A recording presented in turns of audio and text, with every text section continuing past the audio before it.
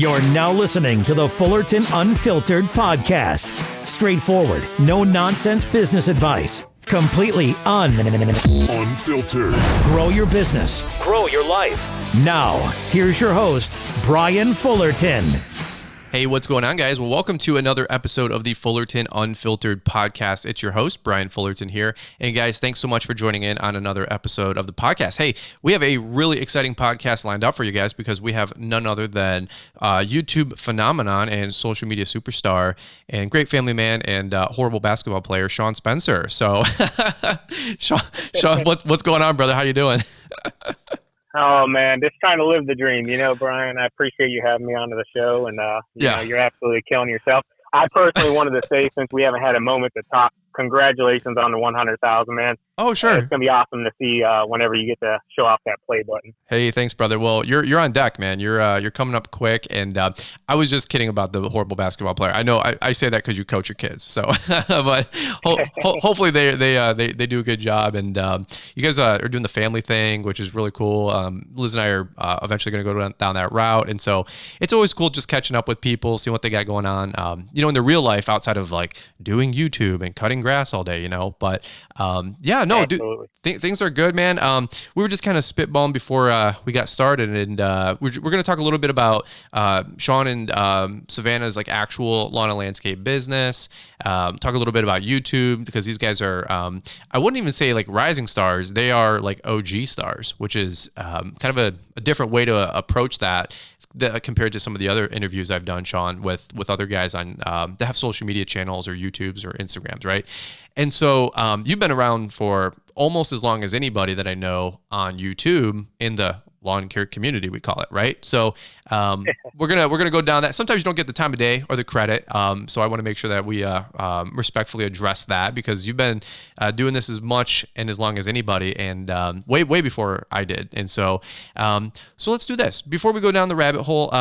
You guys have a great business. You're over in is like Canton, Ohio area. Is that correct? Yep. Out in the country a bit.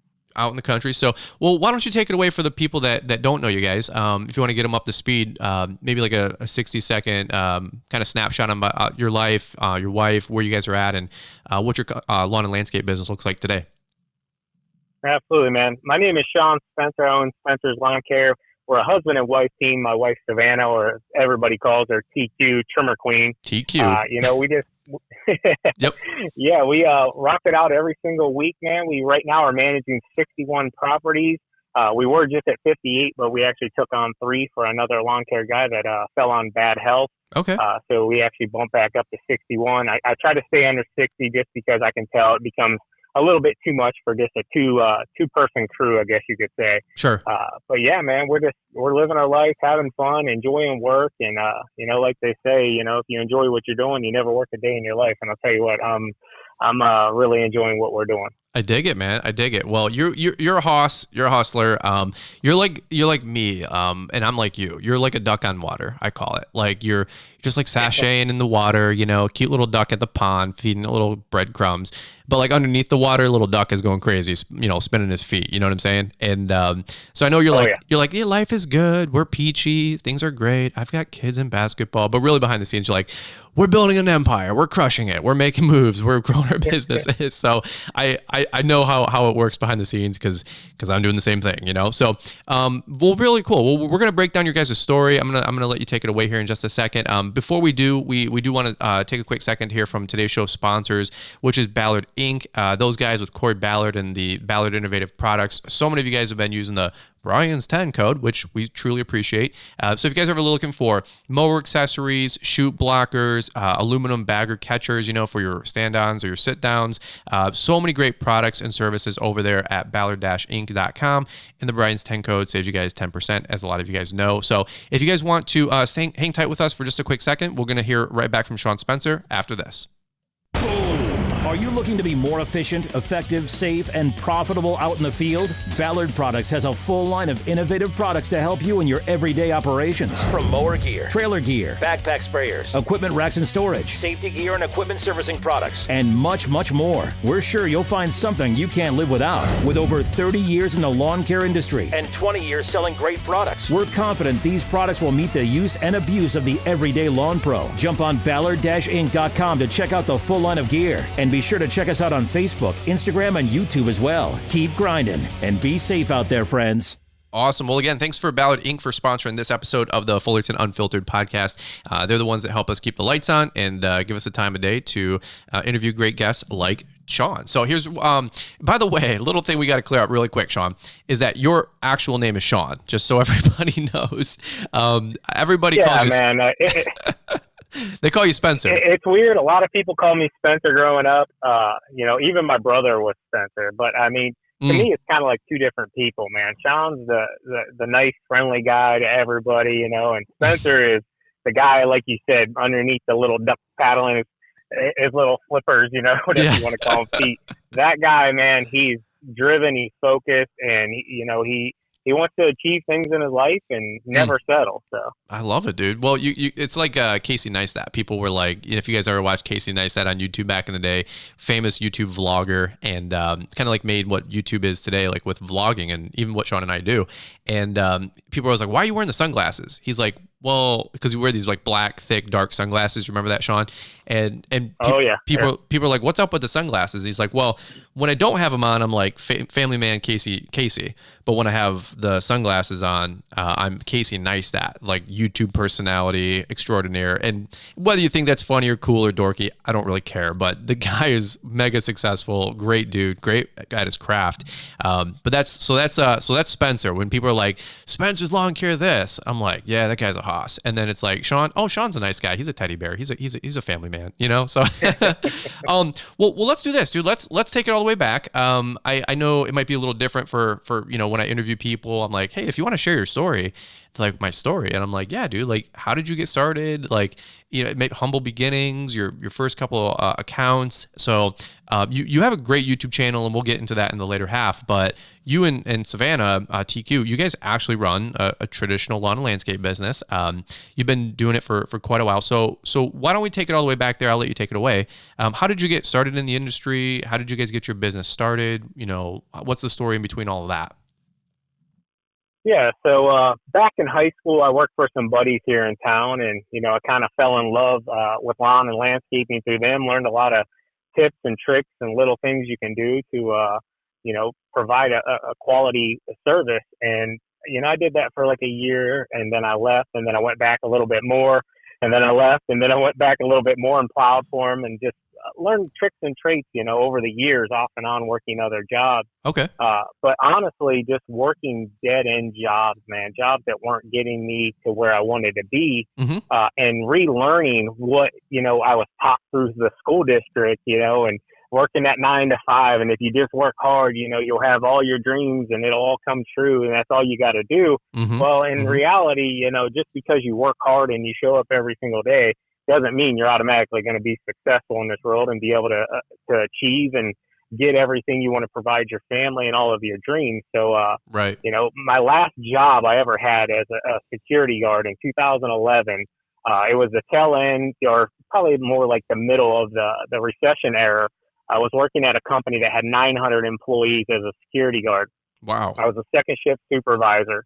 And long story short, they went through and they let go all 900 employees, okay? What? So, holy cow. Yeah, all 900. Every single day, my job or other security guys' jobs, I had a few underneath of me, so I would designate each person to do this or that. They would bring, it was a high security facility. It was for a mint type facility. I can't really even say much to this day about it, but there was a lot of currency at it. Okay. A lot of currency. So everybody that came in and out had to go through security. I mean, shoes off, belts off, you could be patted down, yada, yada, yada. Wow. So 900 employees, every single day. Most of them were on the morning shift, so I kind of got lucky there. Okay. So I came in on the second shift, but we still had the tail end of them. And, even to the point where, like, supervisors and managers of this place. This was a massive facility. They're like, oh, they're going to keep us, we're not going anywhere. Yeah. So they let all the employees go. Well, it just kept rolling downhill. Then supervisors are taking other supervisors out, managers with security, Well, everybody's like, well, they got to keep security. This big facility's got to be secure. Yeah. Well, long story short, security was next on the chopping block. So, oh my God. It just went on down the line. It got to the point where I knew what was coming, so it was inevitable. I went ahead and left. And I went into working a small little job. I kind of forgot about that one, like telemarketing or something. Okay. Absolutely miserable. Hated it. I mean, hated it. And this was about 2011, end of 2011. It was actually Christmas Day. Me and Savannah were at her parents', and we came back home to our house. And here our septic system, it had collapsed on Christmas Day. Yeah, it collapsed. So, here I am, this guy with no job pretty much. We actually found out the very next day that our son was going to be on the way. Oh my God. So, I mean, you can imagine our daughter was 4 years old at this time, 3 years old at this time. So I'm kind of like an oh crap moment, in my life. And wow, it just all compounded, man. And you were like 25 years old, maybe you thinking out loud, like 24, 25, 26? Yeah, yep. Probably right around there. Probably around 26, I'd say. Wow. So, still a young man, not really had figured everything out in his life by any means. Sure. But we own 4 acres with this property in the township. Well, they do this thing where you got to get an estimate, and then they came out and they estimated the property to redo the septic was like $33,000 because we had 4 acres. They had to do so much of it in leach lines. It was just a big old mess. Well, I'm like, no job. Oh my God. Savannah had her job, but where are we coming up with $33,000? It's not happening. What's the story? So what we ended up doing? Yeah. What we ended up doing, Brian, is we contacted an auction place, a local auction place, and said, hey, we just want to sell the house. It was the only way we could really do it without replacing the septic system. Okay. So they came in. It was a very ran down house. It needed a ton of work, but hey, man. We bought it when we were like 22 years old, and just to get out of your mom and dad's house and to have your own thing was like a big deal. Oh yeah. So it wasn't our dream home, nor did we ever plan on living there. But we made do. But yeah, so didn't have the money for that. Auctioneer comes in and he says, "Okay, you'll probably get around like $44,000 for this place." Okay, well we owed. I think we paid like $27,000 for it. So that kind of tells you. So. So you're living highfalutin. Yeah. I'll be honest with you, man. I came from nothing. I had very hard times growing up. My parents busted their butt. Yep. It wasn't until my teen years that we ever had any little bit of something, Mm-hmm. But back to the story. I forgot where the heck I was even at, Brian. You were auctioning it. So you owed like 28. They gave you like an auction for 40 or something. Yeah, they came in and they said it'll auction for $44,000. So me and Savannah were kind of happy. We're like, look, we can get out from under it. We can pay it off. We might have a few bucks left over. It's not going to destroy our credit. Mm-hmm. Yada yada yada. Well, they came in, auctioned it off for like $18,000. Oh no! So it went for nothing, like $18,900, I think it was. Oh, so no. we ended up just moving back with my parents for about 6 months, and at that point, though, was the pivotal point in my life. Whenever that house sold, I had to get everything out of that house. I stopped at the stop sign at the end of Paradise Road where we lived at. Mm-hmm. And I'm not going to lie, man. Had some tears trickling down my face by myself, last load in the pickup truck, and I felt like the biggest loser on the face of the earth, man. And right then and there, I can tell you 100%. I mean, I can remember it like it was yesterday. I said, you know what? I've always wanted to do a lawn care business. I'm going to do it. And, if I fall flat on my face, it's on me. But I'm not going to rely on anybody else to dictate my future anymore. I'm not going to go get another 9 to 5. Wow. Now, if I absolutely had to put food on the table, I would. But I'm not going to allow anybody else to dictate, oh, you have a job or you don't have a job. I was just done at that point. Wow. So that was the make or break for me right then and there, sitting at the stop sign on Paradise. Tears in my eyes, feeling like a piece of crap.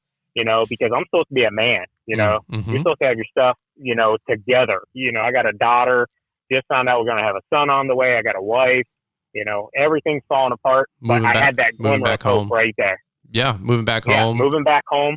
That's humbling. And, that's exactly what we did, man. I moved back home, Savannah moved back here, and it's actually the house I own today was my parents' home that we ended up purchasing off of them years and years ago. Oh, wow. But, okay. Full circle. Yeah, man. Well, I told Savannah when I got home, that day, I told Savannah, I said, listen, I'm starting a lawn care business. I said, give me 5 years. I said, I need 5 years to make something out of it. Mm-hmm. I said, I can't do it overnight. It's not going to be a quick fix. I said, but if you give me 5 years, I'll prove to you that I can do it. I said, and if not, I said, I'll go back to college. I said, I'll get another 9 to 5. Sure. Whatever. Yep. And she's like, hey, let's do it. She's like, well, what can it hurt? So wow, that's crazy, that was dude. The start right then and there of Spencer's Lawn Care. What did and I appreciate you sharing your story, man. That's it's just crazy to hear. Like everybody listens to. Well, so many people, Shawn, they watch YouTube, and I always say, like, YouTube's a highlight reel, right? Like, and we do YouTube videos, and we talk about bad days, too, just to kind of balance out, because it's not always sunshine and rainbows. Sometimes you get a mower stuck in the pond, and we've all been there, okay? And did that yesterday. Yeah, right. Okay, fair enough. And I don't try to put that on anybody, because it's an awful, horrible, no good, very bad day, or whatever the saying is, right? But it's always cool, like, hearing, like, the real story and, like, being able to talk, candidly and long format on a podcast, because we get to hang out for 45 minutes to an hour, and these like stories they rarely surface in YouTube, and because they're always getting buried, and we're just so busy trying to make it happen and review something or talk about what's going on that day. One thing I was going to ask was was Savannah working back in the day, or what did she have a career, or what was her background? Yeah, Savannah, she was working part-time at a pet store, but she went to college and she got her what do they call it, like cosmetology license or something like that. Cosmetology or something? Yeah, she was doing like the not massage therapist, but like massages. You know what I'm saying? Oh. We got her own booth for a little while. It was inside of a tanning salon, so we were paying rent to that, like $400 a month. Okay. And she started it for, I don't know, maybe a year, and then absolutely hated it. It was like one of those things you're really fired up about, and then just lose all the luster once you do it. Yeah, and, yeah. That's what it was. That's what she did right then and there. But those skills, she transitioned very quickly going into her cleaning business. Oh, okay. Well, I was gonna say those skills can still pay dividends for you personally, though. You know what I'm saying? So, that's where the babies came from. But anyway, I digress. Well, one thing I was gonna say that I was just listening, trying to focus on your story, and I was just driving from like the security guard thing. Like, Shawn, I have so many people, and you get the questions in the emails too. Like, hey, I have a safe, secure job. Should I start a lawn care business? And I said, and I'm always like, I always laugh, like, safe, secure job. Like, and I'm not being rude or trying to challenge anybody. Like, we had Richie Plemons on, and Richie. And Richie had a safe, secure job, and he was making 6 figures. But, I've always heard, like, safe, secure is, like, it's all relative. Like, okay, maybe you're making $100,000 a year, but so what? You have golden handcuffs. Like, they're still handcuffs. And I'm not trying to challenge you. I'm just saying, like, so what? Like $100,000 a year? Like, is that a lot of money? Like once you walk around until you're 30 and go, man, I make $100,000 a year. Then you wake up and you go, huh, like, are you telling people that because you need a loan, or are you like? And I'm not trying to be tough. I'm just saying, like, $100,000 does not go a long way. Like, I woke up to that a while ago. Because, dude, for a decade, I set the goal at trying to make $100,000 a year. You make $100,000 a year, and you go, how do people live off of this? And I'm not, like, trying to be tough. Mm-hmm. This is not like stage talk, mic talk. I'm just saying, like, it really challenged me to, like you said, own up, man up as a provider. Because, even like just having some nice things, you got to make $150,000 a year, like minimum. And it's Absolutely. And the other one I get out of your story is that a lot of people are like, hey, I work at this big company and other people get laid off, but it's not going to be me. And that's just not true at all. Like, you might be the top sales guy, have a 5-year hot streak. You might be an HR, like the person that's doing the cutting. But you know what? Your HR team might be 4 or 5 people, and you might be, axed the next day. And so I always tell people, like, people ask guys like me and Shawn, if you guys are listening to this, why do you guys work so hard? And why are you guys so independent? And why you do the YouTube thing? And why do you have these side hustles? And I'm like, because a stool with 3 legs is easier to balance on, than a one-legged stool, which isn't a stool. I don't know, that pogo stick. You know what I mean? Like don't have your finances set up on just one income. And when you have a job, yep.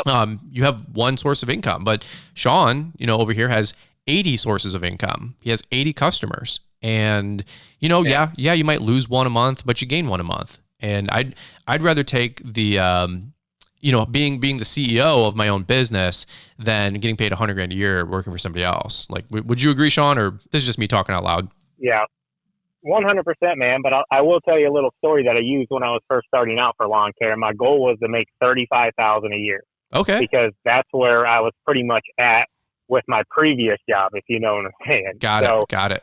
That was my goal. So 35, and then I said, I want to make 50, and then I said I want to make 60, and then I want to make 75, and then I wanted to make 100. Yeah. So it was just those little goals, just like losing weight. Mm-hmm. Hey, I want to lose 5 pounds, I want to lose 10 pounds. Same concept. But in my personal life, and I've developed this probably a lot more over the last 5 to 6 years, is I look at my business like a Swiss Army knife, mm-hmm. and I want to have many different blades and cutting devices and tools, mm-hmm. and not just Spencer Lawn Care, not just YouTube. I want to have multitudes of businesses and revenues of income coming in, because just like this craziness this year, mm-hmm. you never know what's going to dry up, where else you need to pivot, where else you need to pull from. Mm-hmm. So it's just being on top of your game. So even if you get success in lawn care, landscaping, whatever, don't settle, don't get comfortable, because anybody can have a bad day, a bad year, and they can call up and you lose huge contracts. Like mm-hmm. I was just telling Savannah mm-hmm. the other day, I'm like, we have some big contracts. If these just happen to pull out, this is a big impact, if you know what I'm saying. Oh, yeah. $30,000-$40,000 contract is not one that just comes along every single day. Yep. So yep. That's how I live my life now. That's how me and Savannah run our businesses. And I say business is because that's what they are. Yep. We just want to be that Swiss Army knife, man. So if one blade gets a little dull, we got another sharp one right here. No, dude, I dig it. Like, dude, I'm telling you, like we talk all the time about, on my channel and on the podcast about being a lawntrepreneur, I call it. Like, having a lawn and landscape business, like I'm not a lawn care business owner. Like I do run a lawn and landscape business, but I'm a lawntrepreneur. I run multiple businesses. I do multiple things. And I think you got to diversify, man. Like we always hear people say, like, you got to diversify your investments. And okay, like that might be some wisdom, maybe, depends. But I rarely hear people say diversify income. And, I was just talking to somebody the other day. They said, like, I was on Corey Ballard's podcast, and he had a gentleman on there named Leroy, who's a huge contractor as well over in Iowa.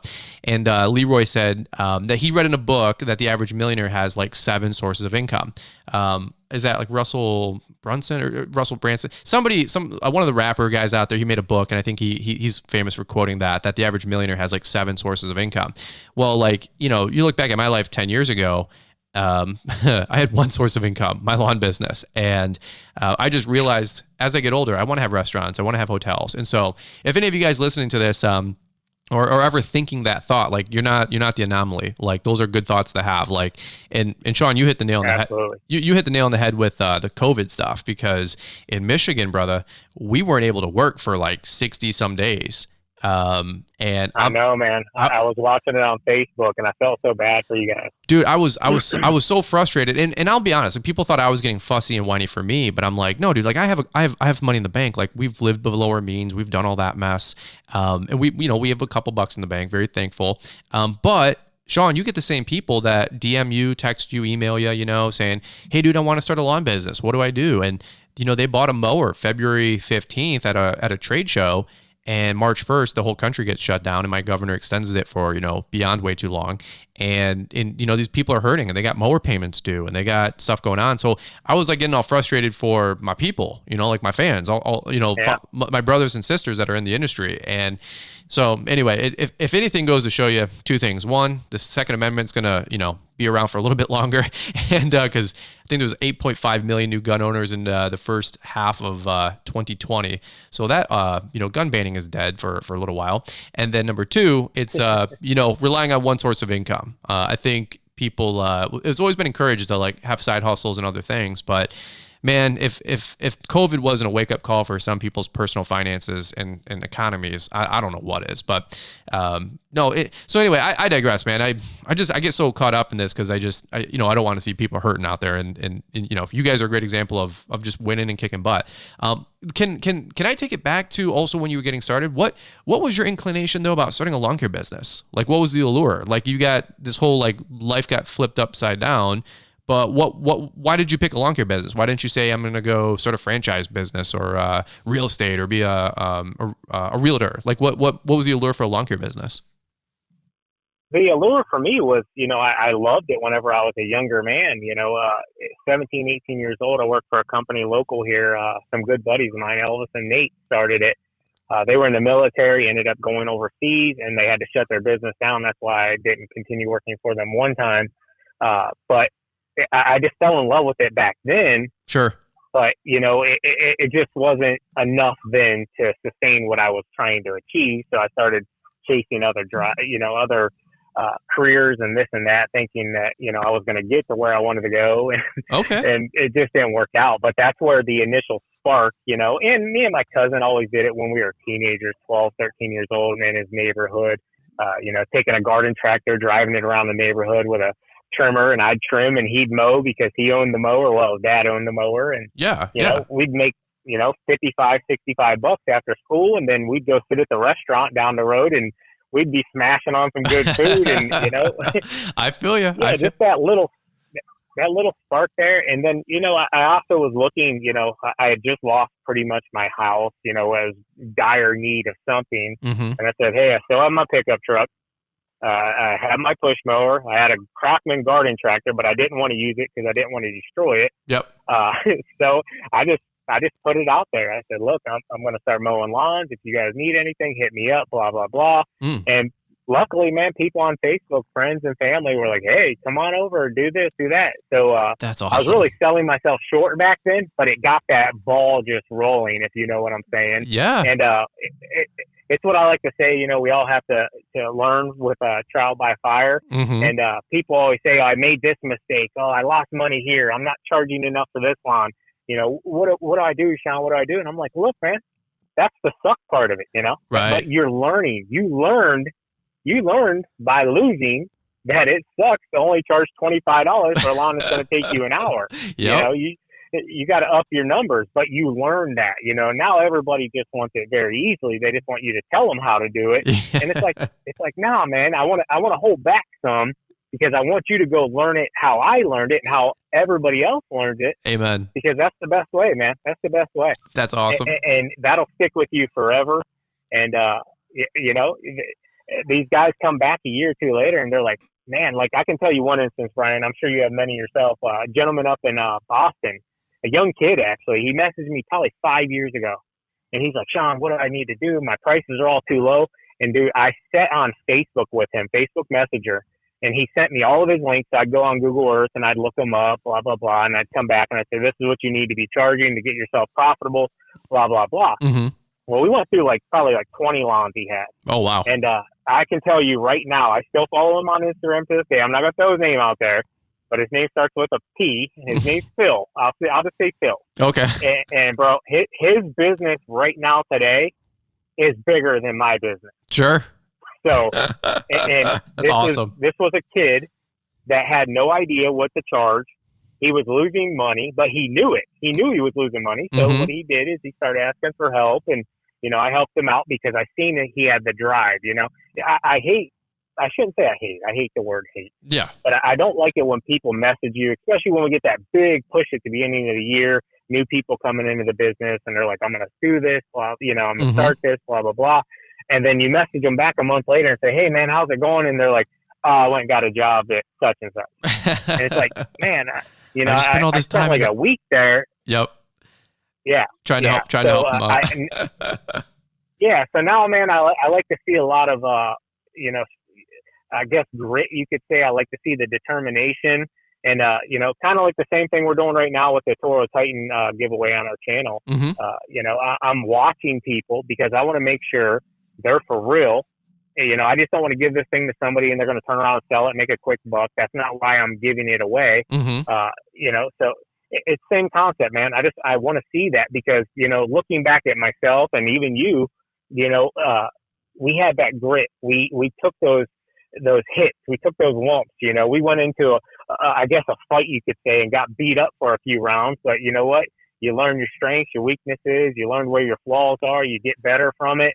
And you just get better, man. Overall, that's all we all can do. And even myself till this day, I'm nowhere near perfect. I make a lot of mistakes still, but I learn from them, and then I start capitalizing from them. That's awesome, dude. No, I'm just like smiling and nodding, like listening to you talk. And I'm like, he's right, because I get the same people that message me, and you do your best to help them, like you said. But absolutely, I love them. Sometimes I get the ones where they're like, well, hey, what can I get a shout out, on like a video, and because they just started a YouTube channel, and I say, well, go do at least 50 videos this year and stick with it for at least 1 year, and then I'll evaluate giving you a shout out. Because when I had 5,000 subscribers or less, I would just shout people out all the time because frankly my channel was so small nobody cared anyway. But then I follow up with them like you just said a month later. I'm like, hey dude, how's the YouTube channel going? And they go, dude, this is hard work. Like this takes a lot of effort. Like you do this, like you edit all these videos and all this mess. And I go, yeah, like what did you think this was?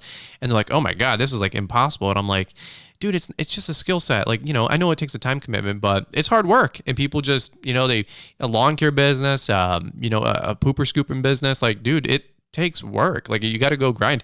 And by the way, I was laughing and just smiling. I didn't want to interrupt you, but those first customers, man, I'm always so thankful for my first couple customers. Lord knows I probably butchered the lawn. I did everything wrong. They got a hell of a deal, I was doing lawns that I remember doing like 3 acres once for like, I don't know, dude, $75 like one time. It was right across from where I live. Just killing the game, and 10 years later, you find out you should have been doing that per acre, and anyway, if you guys are like shaking your head going, man, my first year, I feel like I'm pumping the brakes or I'm like the space shuttle on reentry. Like that was my business for the first decade. So, I'm just thinking out loud. We've all been there, man. Yeah. We've all been there. Dude, too funny. So, okay, well, let's continue on this timeline. I want to talk to you about where you guys are at today. And then as we go into the second half of this, and then we'll also talk a little bit more about YouTube. Before we do, we're going to just change it up for a quick second again. I'm going to get a sip of water here. We're going to hear from the show's sponsors, which is Ballard Inc., and then we'll get right back into it, guys.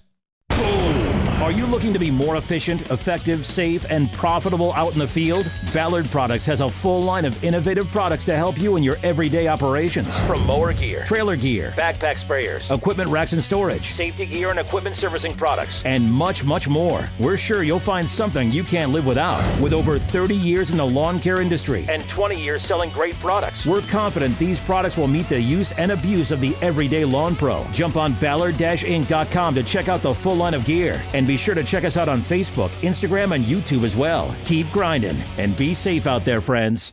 Hey, really quick, want to just say a big thank you again to Ballard Inc. for sponsoring the show. Those guys are awesome. Corey Ballard, he's a hoss, dude. He's going to actually be coming to our live event this fall and speaking, which is great. But a lot of you guys, Brian's 10, it saves 10% on the whole website, which is great. So if you guys are picking up like the advanced shoots, if you guys are picking up the Super Jack, you guys see me lifting up the Staris, changing the blades out every night, doing the whole deal. Awesome products. So check them out, ballardinc.com. There's like 200 products there. So if you guys haven't went over to the website, snooped around, there's a lot of great stuff that helps you guys save money, make money. And again, it's just cool to see Corey helping grow the whole lawn care community and bringing this kind of content available to you guys as you guys support his business with the product. So, all right, Shawn, let's get back into it with your story. So where are you guys at today? So obviously TQ works with you. She's the phenom, and you guys are a husband and wife team and couple, like you said, out there making it happen. So how's the business look today?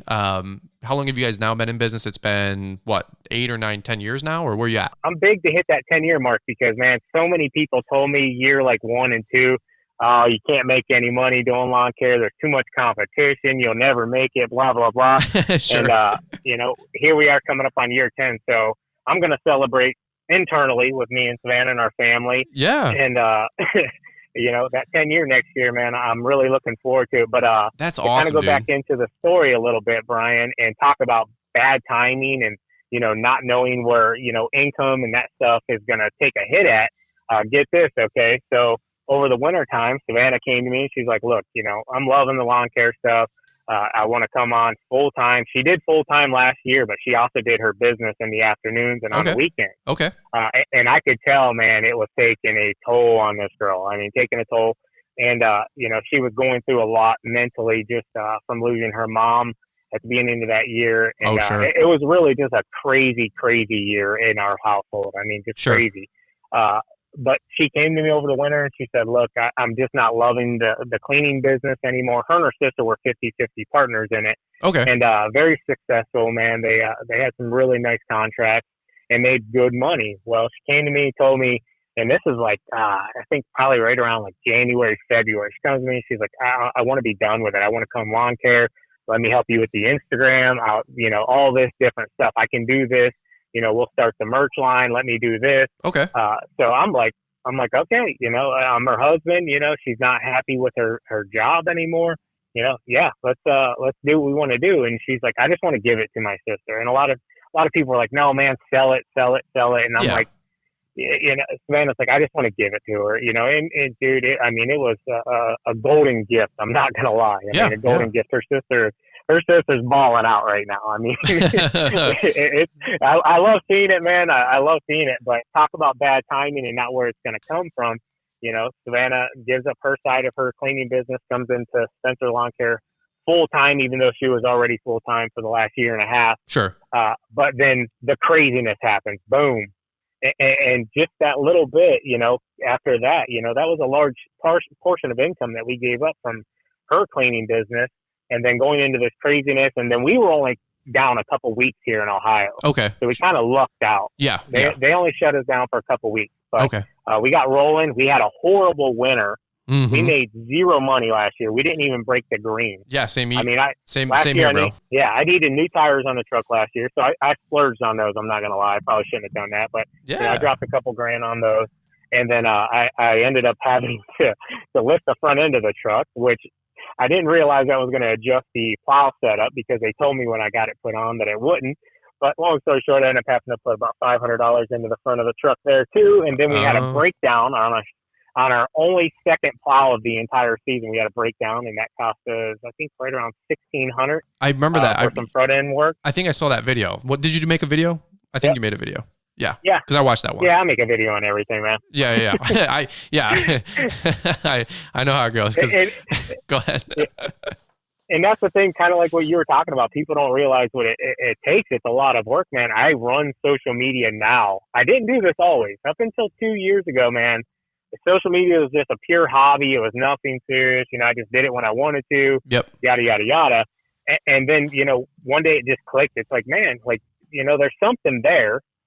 Why aren't you giving it more effort? And that's the biggest thing on myself, man, is I'm very hard on myself. Like, nobody ever sees what I put myself through. You know what I'm saying? Oh, yeah.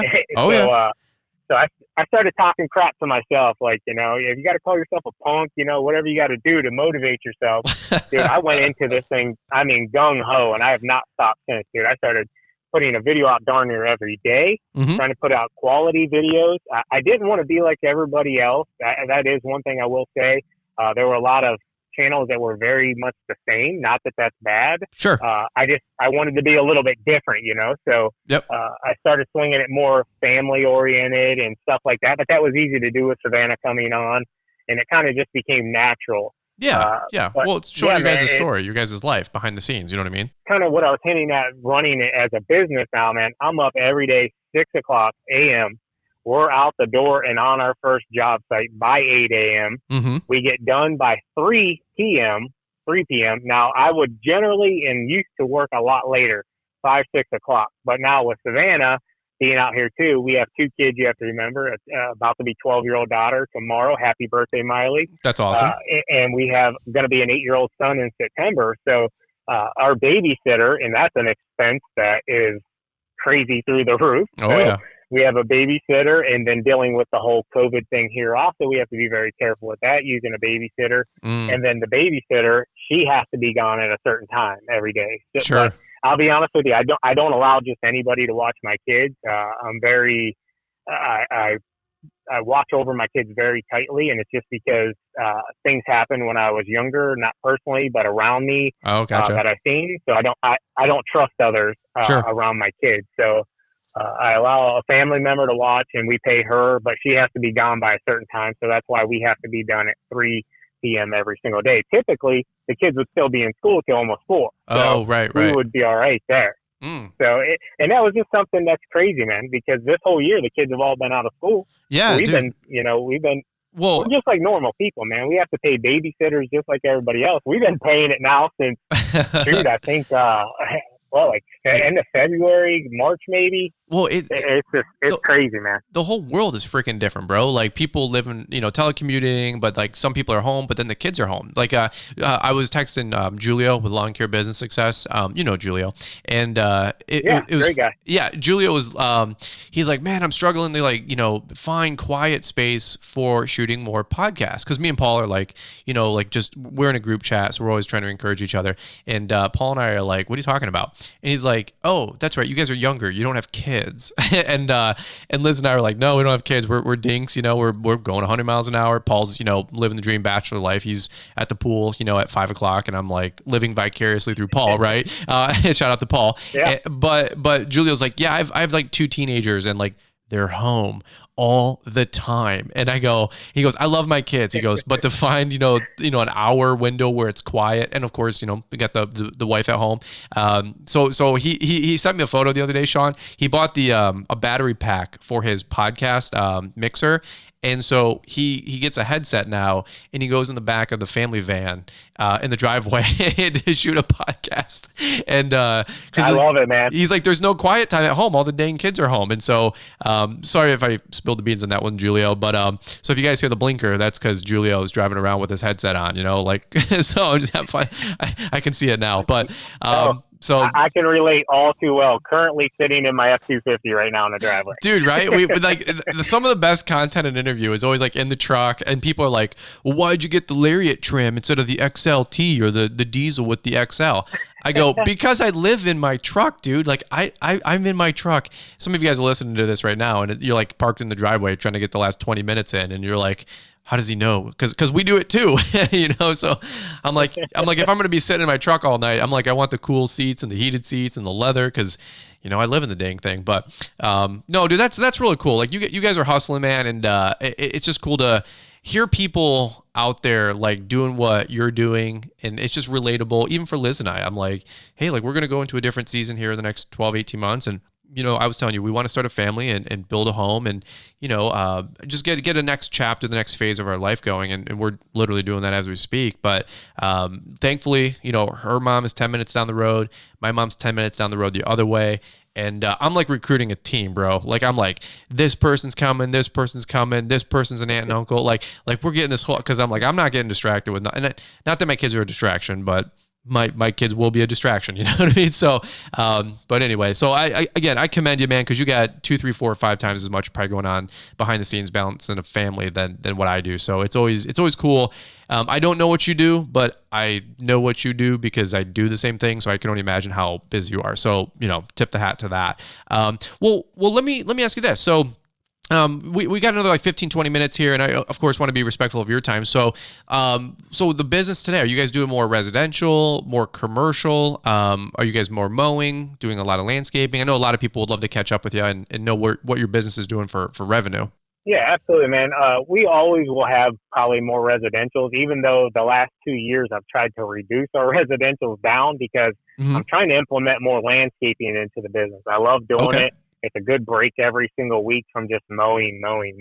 Yep. And that's what I want to do, but I have this bad problem that I like money. So when a customer calls and they're like, "Hey, man, can you put me on your mowing list?" I'm like, "No, yeah. Oh, I think I can fit you in here." I still do it. So yeah, man, it's a bad. You got to learn to say no, and I keep telling myself this every single year. And I say no for a while, and then the yeses start creeping back in, and right. I don't know, man. It's all kinds of crazy. I'm the kind of guy that I feel like, man, I got a full plate. I'm no lie, I got a full plate. But Yep. I always feel as if I can do more. I can take on more. I can achieve more. I can, that's just my mindset. And I'm never satisfied. I'm always on the go. I get bored very quickly. So I have to stay, I got to stay moving, man. I got to stay moving. Just like in the last couple weeks, I started getting bored with training, lifting weights in the gym and stuff, and I have my own gym in the basement. It's nothing crazy, but it's fun. And I just started getting bored with it. I'm like, man, it's kind of getting hard to want to go down there and lift. I'm gonna start running. So, man, I've been pushing myself every other day now to go out and run 2-3 miles. And nice. Good for you. That was something 3 years ago, man, that I couldn't even do physically just because I was way out of shape. So, there you go. I'm finding a lot of joy in that, and just whatever you find joy in, that's what you want to do. Go do it. Dude, I love it, man. Well, I can really tell that, there's a book out there called Extreme Ownership. I don't know if you've read it. It's crazy. I haven't read that one yet. It's a crazy good book. It's from Jocko. He's got a podcast, and I've actually heard these guys speak live. They're insane. Like, these are they'll eat glass and walk through fire to take out bad guys. These are the ultimate tip of the spear. But they did he has a book. I'm not going to give his whole story, but he's got a book called Extreme Ownership. But I can really see that the people who take more responsibility in their life, how things continuously grow, get better, improve, and it's always cool to see that. And if you're successful at life, everything else will get successful. But if you just have a successful lawn care business, everything else might fall apart. And so I can see that you have the YouTube channel going on, your life going on, your kids are going on, your sports going on with them. Your physical fitness and health has become a priority. So is this kind of that line in the sand that you were talking about maybe 4 or 5 years ago? Maybe you wouldn't use the word extreme ownership and taking responsibility, but were you just sick and tired of being sick and tired, or where did this fork in the road come for you guys? Were you just sick and tired of being complacent or wanting more, or what's up? I've had a couple forks in the road, I guess you could say, or lines in the sand. The first one was, when I explained, when I lost the house, and I was sitting at the end of the road. That was the first one. Boom. Now I got to start my business. Sure. The second extreme fork in the road for me, I guess you could say, was probably 2017. I went to the doctor. I was 300 pounds plus. Wow. And my doctor looked at me. I was telling him, I'm like, man, I'm having really bad back problems, back pain. And he's like, look, man, you're going to need surgery on your spine. You're crushing your vertebrae. He's like, you really need to lose weight, Shawn. You're fat. Let's be honest here. Right. I'm not trying to offend anybody here by saying you're fat, but sometimes we just got to be honest with ourselves. When you look in the mirror, you're fat. Yep. So I'm looking in the mirror. I know I'm fat. I'm out of shape. And the doctor looked at me. He's like, look, man. He's like, if you keep going down this road, he's like, you're going to be dead by 45. He's like, I can almost guarantee it. Right. He's like, you need to do something. I'm like, okay. So, I went home and, I probably grabbed a Big Mac on the way home or something and blew it off or whatever. And funny how that works. Sat there for a little bit. Yeah. I sat there for a little bit, and I ran all the things through my head, and I was sitting in the house, and I looked at Savannah and I said, I've dieted before. I'd lost 70, 80 pounds before, man. I got down 200 pounds. I'd lost tons of weight. I just couldn't keep it off for very long. So I just fell back into old habits. Old habits die hard, like they say. Mm-hmm. So I told her, I said, look, I want to get a gastric bypass done. I'm going to look into it. And she's like, are you sure you want to do that? And I'm like, yeah, I think that's what I want to do. And she's like, okay, I support you, whatever, she's never tried to hinder me in anything I've ever wanted to do. She knows if I set my mind on it, it's going to happen. Plain and simple. That's just how it is. Wow. So I started going through that whole process. I won't run through that whole thing, but it took about a year and a half. I told him once that I wasn't going to get it done because the process is just so long, man. I mean, it's long to get it. Mental evaluations, blood tests, liver checks, sleep apnea checks. I mean, just so much, man, that goes into this. And it ended up taking about a year and a half, and then I actually got that in 2017, I want to say. Okay. Yeah, 2017. December 6th, 2017, I believe it was. There's a video on it. Go look it up. Yeah, right. But right. yeah, I got it then, and then I'll tell you what, man, it was just like a kickstart, if you know what I'm saying. I lost 100 pounds over about 5 months. But it got me into good enough shape where I could retake control of my life. And, I'll tell you what, it changed my eating habits. If I would have probably known now if I would have known then what I know now, more about how my body works and eating proper things, this and that, I think I probably could have done it now without having the surgery. Okay, but sure. The surgery 100% kick-started me into my new lifestyle. And, bro, I absolutely love it, man. It saved my life, man. It gave me more years with my family. And, I mean, I can tell you a story, man. I can remember I was trying out for the military. I was like 217 pounds. I was trying to go into the military in 2007. It was like when it was really bad. Okay. And I wanted to go into the military so bad. I took the ASVAB, passed that. I was ready to go, but they kept telling me, you got to lose more weight. You got to lose more weight. You got to lose more weight. And, I just quit, to be honest with you, man. Nobody wants to sit here and, tell their story. I'm not afraid to tell my story. I have screw ups. I messed up. I quit things. Yeah. And now today, a lot of that when I quit when I was a younger guy is what drives me now that I don't quit. Dude, it's like a fire like nobody can even imagine behind the scenes, man. They don't see that in the video, but they could see it in my personal life and in our actions. But yeah, man, gastric bypass saved my life personally. And if, people ask me all the time, would I do it again? 100%, Sure. Dude, that's like really, really cool, man. I'm hearing a lot of parallels. You talk right now. I just got done listening to a book, Can't Hurt Me by David Goggins.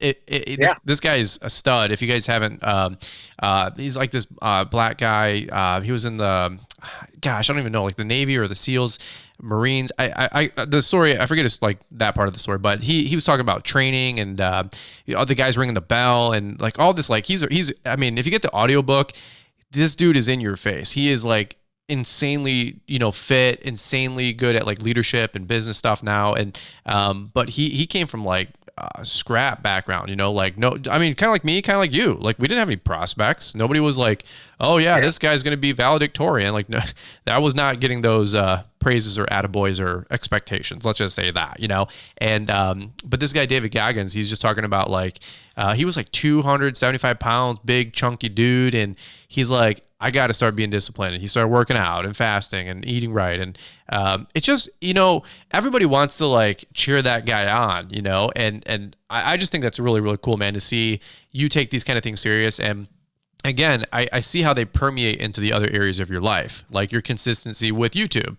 Like, you've been, I don't follow up on everybody's videos every single day, right? Like I have a life too. But I do try to catch up with people's videos and watch them. And I'm the guy where I play them and I like put my phone in my pocket, so I don't watch them, but I listen to them, Shawn. So, which is why I started the podcast, because, we don't need video. Yeah. But there's a lot of people videos that I listen to and I watch, and I've seen that transformation, even more so on Instagram stories. You guys were putting a lot of your workout stuff on Instagram and like that transformation process, I don't know, a year or two ago. And Liz and I both paid attention to it. We were watching, we were like, good for them. Like, it's exciting to see other people like make commitments, keep commitments. And then with the YouTube channel, you guys have been daily vlogging for I don't know, a year and a half. And the channel went from, I don't know, 9, 10, 15,000 subs, maybe. And then, within 18 months, you had, 50,000, I think you just crossed, which is just incredible. So super excited, Absolutely. Super excited for you guys, man. And I guess what I'm trying to say is like, you're seeing the dividends start to pay by like having all this hard work. And not that you need an attaboy from me. I'm just talking out loud for some of these guys that are listening. Like, if you're ever like frustrated with something, like, dude, make a commitment, like, make a commitment, then you stick through it. And like the definition of a commitment is like a decision backed by commitment. That's what a commitment is, a decision backed by faith. A commitment is you decide on something, and no matter what, you're going to see it through. And so people are like, I think I'm going to like, decide to start a YouTube channel, and they make one video. I'm like, you didn't even give it a commitment. Like, I'm going to start a lawn care business. And then like, you get your first 90-degree day and they're like, this sucks. And I'm like, yeah, but like you have to make a commitment to see it through, like good days and bad days. Like everybody likes it when it's easy, Shawn, you know how it goes. But again, that doesn't give you any like fortitude or test your character, it gets tested when it's tough. It gets tested when it's difficult, man. Well, let's do this. Just to keep it going with YouTube while we're here, and this might be a good way to wrap up last 10, 15 minutes here and as we wind down, but where did the whole YouTube thing come into play? I fastball down the middle here with a question, but were you guys always on YouTube? How did you get started doing YouTube? Everybody's got such an interesting story when we talk about this, because you do have a great YouTube channel. You pull in some great views. So how did you get onto YouTube? Let's take it back from the beginning, and what was that origin story like? Yeah, man, it had to have been probably like 2013, 2014. So I was like year 2 or 3 of my business. So I was very young still at that point. Okay. And, you know, I had seen a couple guys like Geek, he was on there, Geek the Freak, he was on there. Mm-hmm. And I was just looking through. There was only a few guys. I don't remember all of them, but there was only a few. Yeah. And I'm like, you know, there's really nobody showing it from the beginning, you know, like the struggle and you know, the real, you know, the suck, the embarrassing parts of it. And if you look at the original videos, man, I'm out there with a residential mower, you know, and I mean, the people eat me up in the comments. What are you doing? Blah, blah, blah. You got a stamped desk, yada, yada, yada. Right. And dude, I didn't care, man. I was free in my own mind, because it's not all about just money over here. Okay. The big thing that was really driving me back then was freedom. Because, man, I was working under a company, making their dreams come true. Sure. And it sucks whenever you realize you're not making your own dreams come true. You're making somebody else's dreams come true. Yeah. And I mean, I'm working 12, I'm pulling doubles, working 16-hour shifts. I share them all the time on Instagram and stuff, and on Facebook. Like you know how you get the little memory clips from like Facebook from like 10 years ago and stuff? Yep. Well, all of mine were like, well, heading into another 16-hour shift. This is going to suck. See you guys at 8 a.m. So that exciting. Right there, dude, I can instantly flash back to exactly how I felt at that moment. Sure. So now today, present day, even like today, it was 96 degrees outside. It sucked. We were burning up. Oh, yeah. If I just need a little hint of motivation, all I got to do is say, would you rather do this and make good money working for yourself with your wife, providing for your family, or do you want to go work for somebody else? Not saying it's a bad thing. I'm not knocking anybody that does it, but it just wasn't for me. Yeah. It wasn't making me happy. So that's when I draw the line in the sand back then, I guess you could say. Yeah. And, you know, I started the business, and then the YouTube just started off as purely a hobby. I was like, you know what? I'll show people my story. You know, I'll get ridiculed. You know, they can take me to the slaughterhouse, and they did, man. They'll eat you up on there, man. And oh yeah, but, dude, I'm such a strong-minded person, dude. I just take it and I just store it away, and I just hold on to it. And, you know, I'm not a person that want to get back at anybody or anything, but man, I can use it as personal motivation for myself. So, yeah, we started the channel, and then honestly, man, I took like 1 or 2 years off and on a couple of different times. I just got burned out on it. You know how it goes sometimes. Oh yeah. It's hard to edit and run a business and be family man. And, you know, there's times when Savannah's like, look, we need a day off. And I'm like, yeah, you're right. We need a day off. Because, dude, like I told you, man, if I set my mind to something, I go gung-ho. Right. Well, last week, I didn't post a video for like 8 or 9 days because it was 94 degrees every day. And I'm like, guys, I don't want to pull out a camera. Like, I just want to get done. You know, like I'm real, you know, and I had people commenting like, where's the new video this week? And I'm like, hey, dude, I super appreciate the support and the loyalty, but I want to go home and take a nap at 3:30 in the afternoon. You know what I mean? And I'm a real boy. I'm a real guy, just like you guys. You know. And but it is tough, like doing YouTube, and you know, can there be some financial reward to it? Sure, but it really has to be stemmed from a passion or an enjoyment. And, you know, although I enjoy doing YouTube, like when it's 94, I don't enjoy like sitting out in the sun with a camera and then staying up exhausted till, you know, midnight trying to edit this thing. But, you know, we come back a week later and I'm like, you know, I got something to say, or I get re-inspired, or, you know, the weather breaks and I'm like, dude, I can't wait to do a video on this. And then it's like, then it's fun again. But things ebb and flow. Yeah. So no, I like it, man. Well, how did you guys like get started though? Like filming though, like not to go down like technical, but like, did you know about how to make YouTube videos, or were you just throwing up these like shaky cam Blair Witch Project vlogs, or what were you doing? 100%, man. I think I had like a Galaxy S3 or something back then. Nice. I don't even remember what it was. It was, you know, it was the phone era, man. We had cameras, and I'm like, oh, they got a YouTube app? I can upload it here? Okay. So that's exactly what I was doing. I was driving around the zero turn, man, holding the phone in the air. The stabilization was all over the place. Oh, yeah. And they were off. they were awful, man. But it was content. People resonated with it, and That's fun. It was easy to do back then. I'll tell you that much. It was a lot easier to put videos up back then than it is now. Oh, now if you don't have good music and good edits and good transitions, people are like, "What is this garbage?" And I'm like, "I'm not a YouTuber, man. I'm a lawn care guy." And they're like, "Well, you make YouTube videos. You have 100,000 subscribers." I go, "That doesn't make you a YouTuber. I'm not Casey Neistat. I'm not, I still learn new things every single day. And I still say my videos are pretty remedial. My videos are not complex by design because I don't have 3 hours to edit these things or 2 weeks like some of these guys do. And I'm not making excuses. Some of these guys, they just have different skill sets and priorities and teams. And, I'm definitely jealous. I'll tell you that. I'm like, man, it would be nice to have an editor one day or somebody that can at least tell me that, I have a hair sticking out of my nose that, or I have a zit that makes me look like a unicorn. I'm like, why didn't anybody tell me that? And now this whole video's scrapped. That's just real life. Yeah. That's just real life right there. But they get me all the time with words. They get me all the time with the words when I spell them wrong or this and that. I'm like, I was sitting at a softball field, right?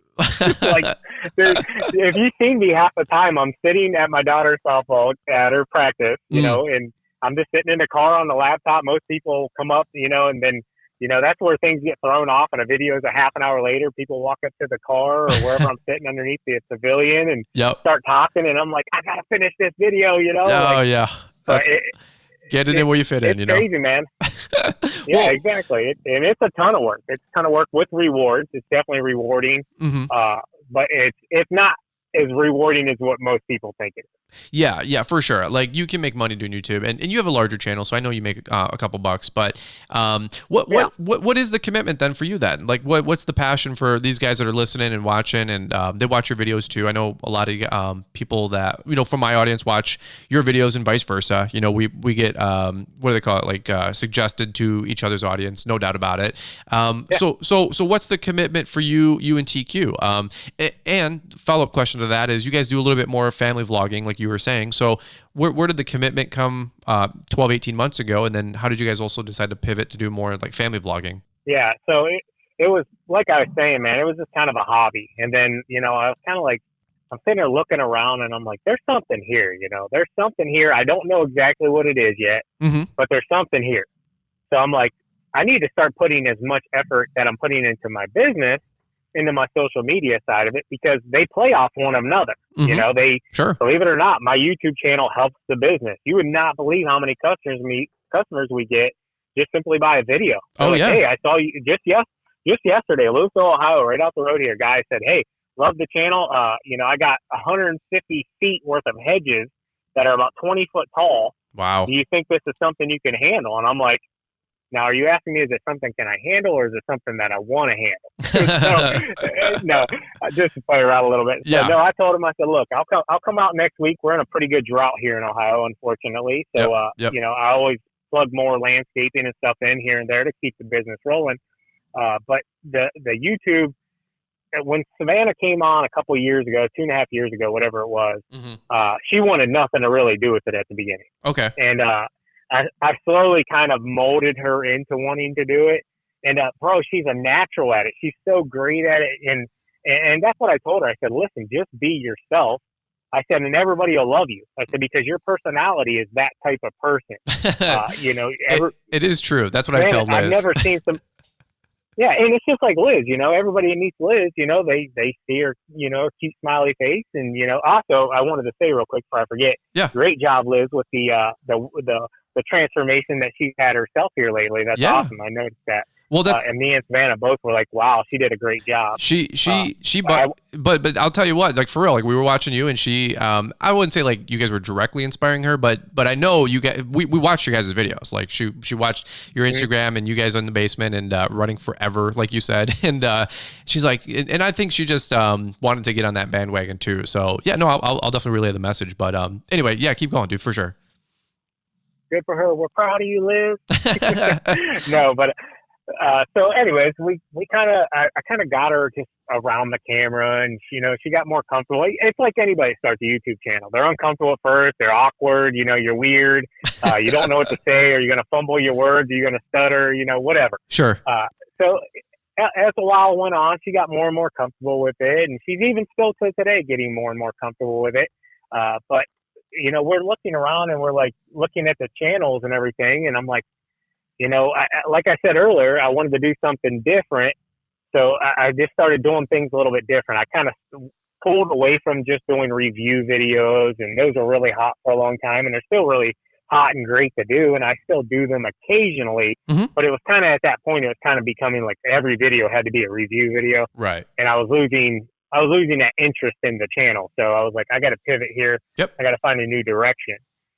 So that's what I started doing, the daily vlogging. Savannah came aboard, and then once she brought her personality into it. You can just be natural. We're a husband and wife. We're mom and dad here. What you see on the channel is what you get. The only thing that is rehearsed, I guess you could say, is we pretty much know exactly what we're going to say at the beginning of every video, and that's "Good morning, everyone. How are you doing on this beautiful Monday, Tuesday, Wednesday, whatever day it is?" That's the only part of that video that is rehearsed, and it's a good thing and a bad thing, because anybody that knows social media, YouTube videos, you normally want to plan your videos out and what they're going to be about, and title, and that's the right way to do it. Well, I don't do that. I just throw my hands up in the air every day, and we go to work, we do our thing, and then if something happens, that's what we play off of for the channel. I like it. For the video for the day, and that's just how we roll, man. And it's a very comfortable. Beautiful Monday morning. Yeah, exactly. Oh, I watch the videos. I know.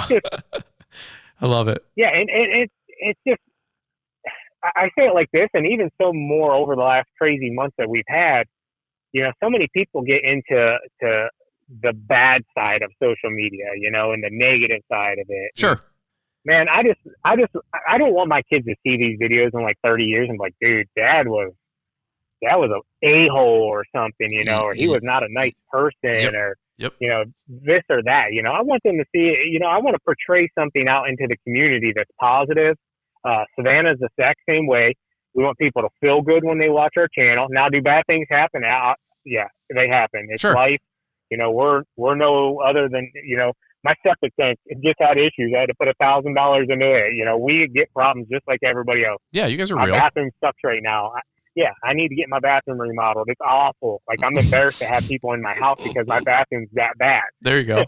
But, so, I mean, dude, we're just real, man. People always want to paint things on people, they're this, that, you know how it is. Me? No, we just no. You're a sellout. You get paid off. You're a patsy. I mean, I'm like, oh yeah. Like one guy accused me of me turning down Echo for 30 grand. He's like, yeah, the reason Brian doesn't use Echo is because he told him 30 grand and Echo balked, and so he balked. I go, first off, that is the most bold statement I've ever heard in my life. I'm like, I would never even approach a company like that. And if they did, like, I would be completely open with it. And number 3, I guess, who wouldn't want that to happen? Like, that'd be awesome. Like, come on. Like, why wouldn't you want that to happen? But that was a rumor that was spread about me for a year. And now I get other ones. Like, I didn't actually grow up in a trailer, and I faked my whole story. And I'm like, I have videos of me doing review videos in my mom's driveway with a folding table with candy cane lights on the side. Like, it's my first, like you said, my first 100 videos were in my mom's driveway. I'm like, how do you fake that? Yeah. But anyway. Yeah, I can remember some of them too. I remember you had your plow there or something, and you were hooking your plow up and stuff. And I'm like, yeah.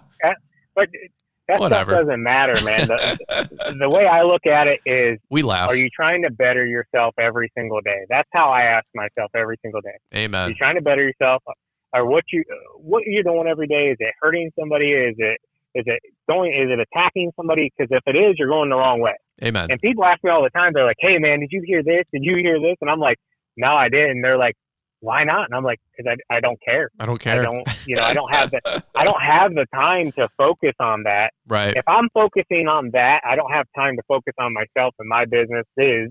Exactly. And promote those. Well, people are always going to have things to say about you, and it's just it's whatever. That's why they have the blinders on the horses, man. Like, the horses aren't looking left and right. And in fact, most race cars don't even have side mirrors, believe it or not. Most race cars, they go straight. They go forward. They don't even have rear view because they're just going straight, bro. They're going forward. And if you're looking at distractions, YouTube or lawn care, it doesn't make any difference, guys. You're in the physical fitness. I'm going to lose 50 pounds, and you made a commitment. Well, like, who cares what anybody else is doing? And that's tough with social media too. Like, I use social media, consume it, get some ideas, get some inspiration, like you were alluding to. But man, stop playing the compare game. Like, go do you. And I love what you said right there. Like, your biggest challenge or litmus every day isn't what everybody else is doing. It's, am I a better Shawn Spencer today? And I love that. I think that's such a golden nugget. That's something that I definitely subscribe to. Like, I'm trying to be better than the Brian Fullerton, not only a day ago, a week ago, but a decade ago. And like you said, you get those time hop stories, and I get them too, from 6-7 years ago, and I'm like, man, like where I'm at today is not even like in a galaxy of where I was like 7 years ago. And you're just, like you said, you're thankful, you're humble, and it's just exciting, man. Well, let me just do this open mic. I try to wrap these up with just open mic. If you got like a pearl of wisdom or a nugget or anything you want to leave people, or, I always say like talking to like the Shawn Spencer 10 years ago, any encouraging words for the guys that are listening in on the audience, while they got you and while they're out on their mowers or they're in their truck, heading back home from the day, or they're starting off the day first thing in the morning? Yeah, man, I'll just tell you what I tell myself. And it honestly, it's our motto, man. It's keep mowing, keep growing, keep making money. Yeah. Because every single day, that's exactly what I have to tell myself if I'm wanting to be better, if the businesses want to be better, if my personal self wants to be better. I got to keep growing. It doesn't have to just play into lawn care. It could be in your life, in your mind. Are you learning? What are you doing every single day? Are you growing to be better? Are you making more money than you did yesterday? So it all just plays into a factor. And it just, on those hard days when it absolutely sucks and it's 95 degrees, you just got to start thinking back to why you started, what you're doing, the journey you're on, how far you came, and what your end goal is. If you have an end goal, I'll tell you right now, I don't have an end goal, man. I have goals, and when I reach those goals, I make more goals, and then I just keep on going. But yeah, man, keep mowing, keep growing. That's the biggest thing, guys. Growing everywhere. Keep making money, everywhere. Dude. You guys are hustling, man. Yeah. For real, I tons of mutual respect here for you. You guys are great. UNTQ. I got to hang out with you for, like 2 or 3 different times last year at the GIE. Hope to bump into you guys again. Yeah. I know we're hanging out at Steel and the panel. I think a birdie in my ear is that you might be on a panel this year, which will be really cool.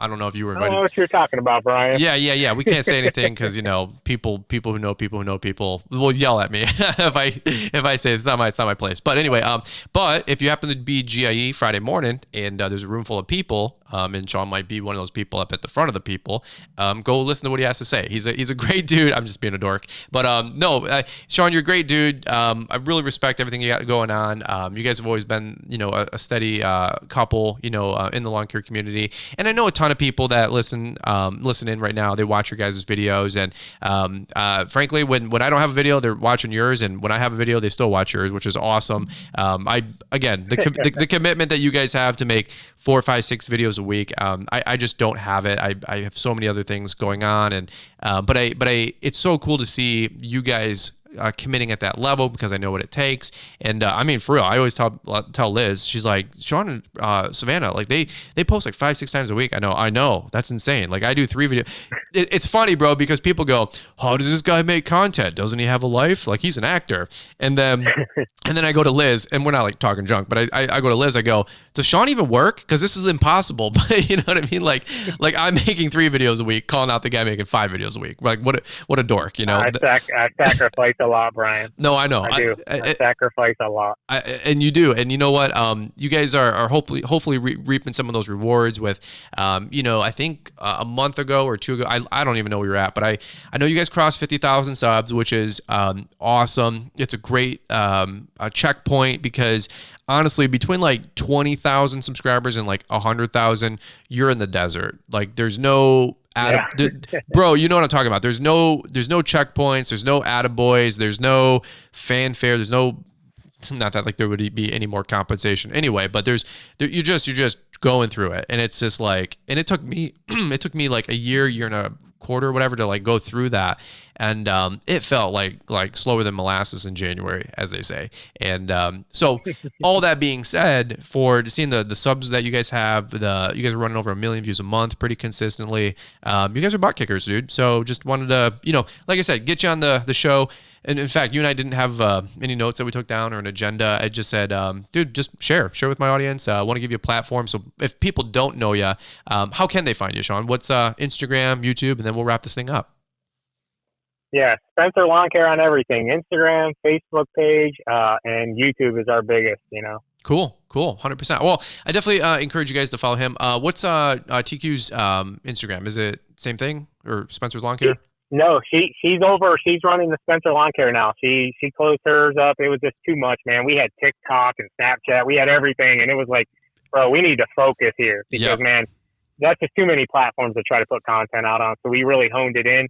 She's running the Spencer Lawn Care Instagram page and the Spencer Lawn Care fan page on Facebook. So those are all on her. I love it, dude. I love it. No, dude, super good stuff. Yeah, I totally encourage you guys to go check these guys out if you're not, and shoot them a DM. Say, hey, great podcast. I'm Brian's podcast, and loved hearing your story. And go say that on one of the YouTube videos or something like that, just so Shawn knows that you guys are listening, and show him some love because he's taking an hour and a half out of his evening where he could be making another video, right, Shawn? He could be editing and making his 7th video for the week. Absolutely, man. Gosh darn it, So. Hey, well, I got him on. Hey, while you're plugging me, man, I'll plug you. Make sure you guys give this podcast a nice thumbs up, a like, however you do it. Yeah. And leave a nice comment there if you can. I appreciate that, man. The ratings and reviews go a long way. Like you said, the likes, the comments, the subscribe, the feedback. If nobody's giving any feedback, it's like, is anybody even out there? Like crickets, So we just love having fun. But hey, well, that's cool, dude. Well, let's wind it down. For real, I say this sincerely. Thanks for taking time out of your calendar to be on the show. Tell us, Savannah, Liz and I say hey and give her our best. And of course, we'll see you guys at GIE here in just a handful of months. And if you guys ever need anything, shoot Shawn a DM. He's really responsive on social media. So, Shawn, thanks for joining us on the show.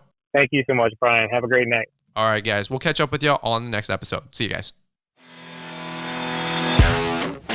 Thanks for taking the time to listen to the Fullerton Unfiltered podcast with Brian Fullerton. We hope you enjoyed this production. If so, please consider leaving us a 5-star review for the show. While the techniques and ideas presented here are designed to help you grow a more successful and profitable business, no one can guarantee these results for you. We want to emphasize that entrepreneurship is not easy, and the ideas presented here are just the opinions of Brian Fullerton and his respective guests. No one can guarantee success for you.